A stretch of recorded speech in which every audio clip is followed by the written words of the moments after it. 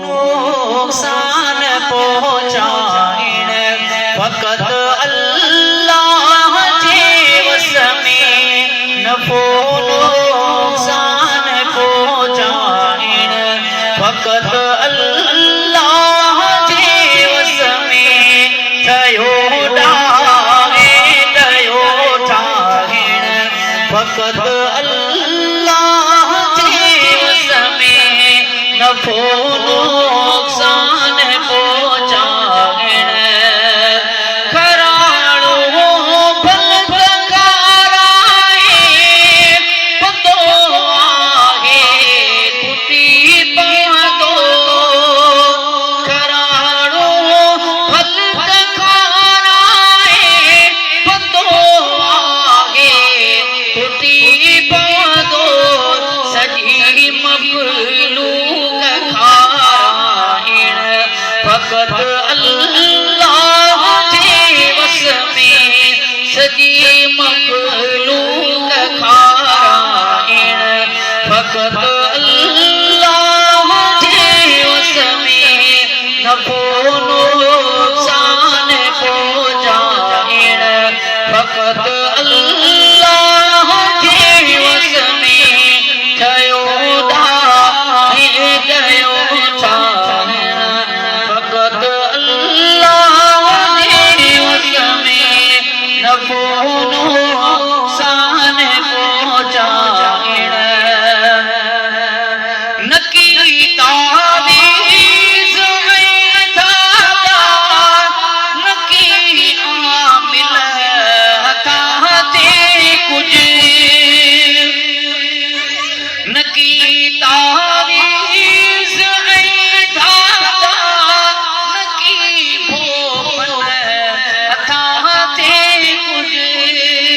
नकी तावीज़ ऐं धागा नकी आमिल हथां ते कुझु रिज़्क़ जो बंदिशूं लाहिण फकत अल्लाह जे वस में रिज़्क़ जो बंदिशूं लाहिण फकत अल्लाह जे वस में नफ़ो नुकसान पहुंचाइण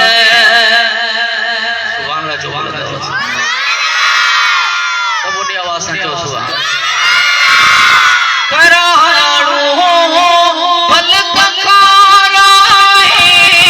पतो आहे कुटी पवंदो